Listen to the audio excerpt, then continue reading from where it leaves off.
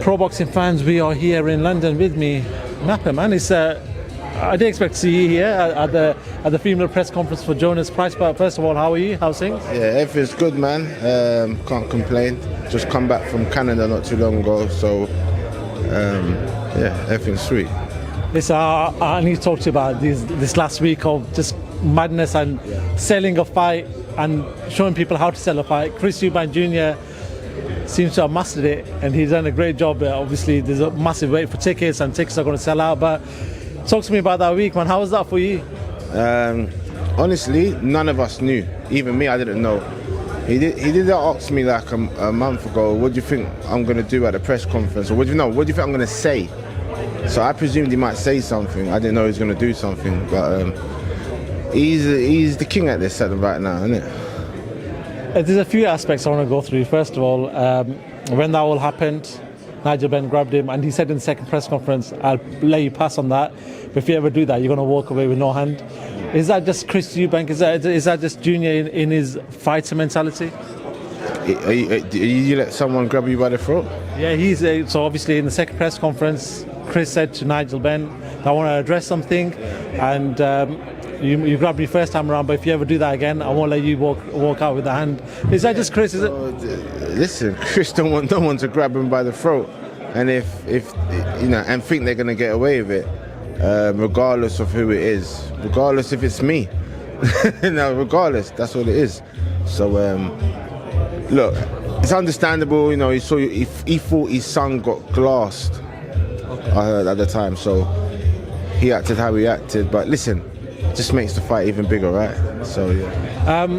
How's Chris in regards to, obviously there's been a lot made about this weights and the rehydration clause and all of this, but when you're around him quite a bit, is he happy? Is he happy with himself? Yeah, he's ready to go. As he said, he got paid for it and he likes a challenge, so it makes it a little bit harder, but he's confident he'll get the W. Does he feel like, I don't want to obviously make you put words in his mouth, but from the gist that you get from him, does he respect Conor as a fighter? Yeah, otherwise he wouldn't be. He knows Conor's good, but just not better than him. Yeah, that's all. And for Chris, obviously a big payday, and there's obviously talks about a rematch clause, and he said, listen, Turki Al-Sheikh said, what will it take for this fight to happen? I gave him a diabolical figure and it worked out, so he's going to make a lot of money from this fight.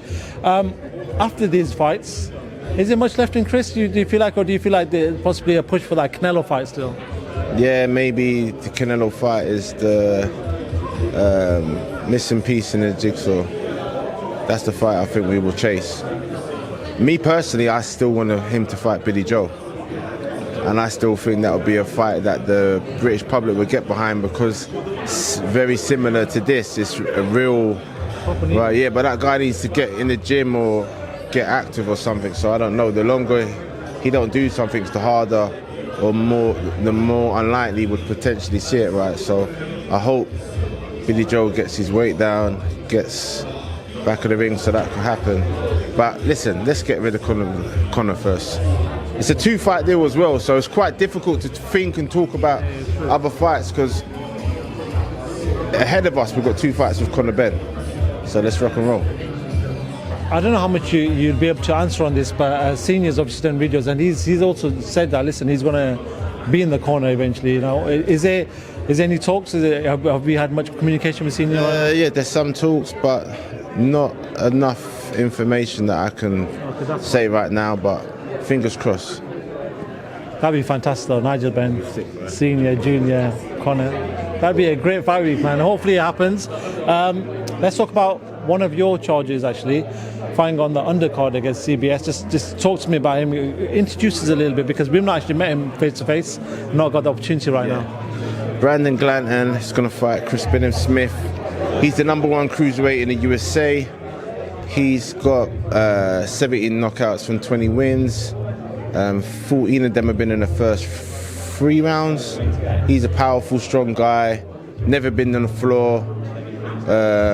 He's got 2 losses, which were a split decision and majority, which I feel like really he won.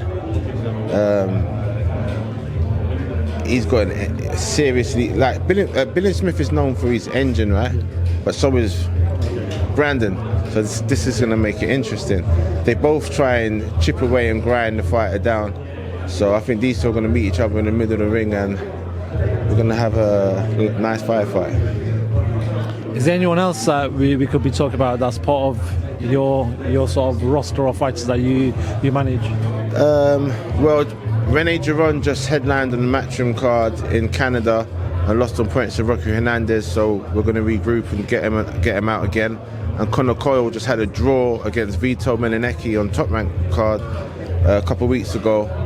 He's ranked number 3 in the WBA, so we're going to regroup and go back again. And I just got Troy Williamson a fight in Las Vegas in a month's time. I want to say the opponent, but I can't because they've not announced it yet. But yeah, Troy.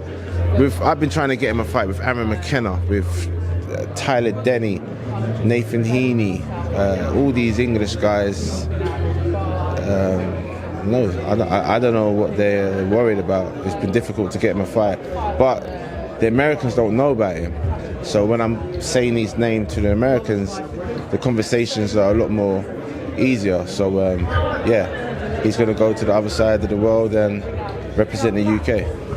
Final one, actually, before I let you go. There's talks about, I do want to talk about boxing in general.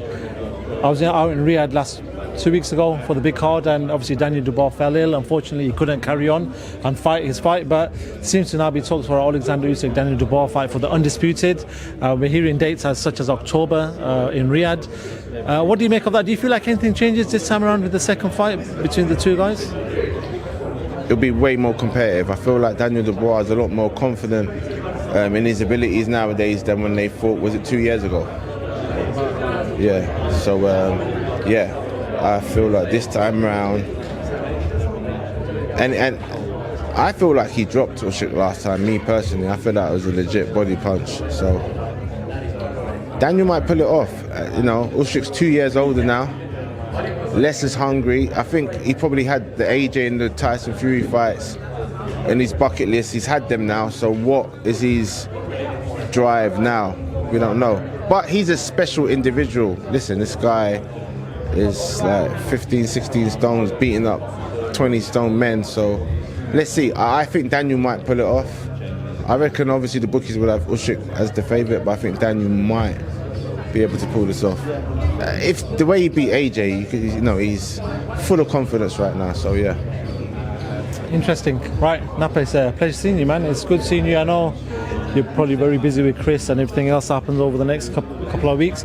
Actually, one thing I wanted to ask you about, there was a media day, and Chris, I was watching Call Froch, this is why I was come up with it, and he was there for the zone, he was saying that Chris walked in, did his photo shoots, and just didn't talk to any of the media, and he goes, I felt like it was a bit of a prick move because I know Chris and I've sparred him before and he didn't talk to me. But is that Chris right now? Just doesn't give a damn. And it's in same thing. Derek Chisora's like family. He didn't do Delicious TV. It's not personal.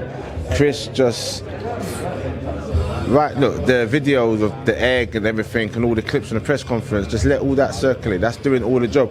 What is he going to say in the interview that's going to do any more than what the press conference clips are going to do? Nothing. Come fight week, you'll talk to everyone. Hopefully. Right, Napa, always a pleasure, mate. So, man, thank you very much for your time.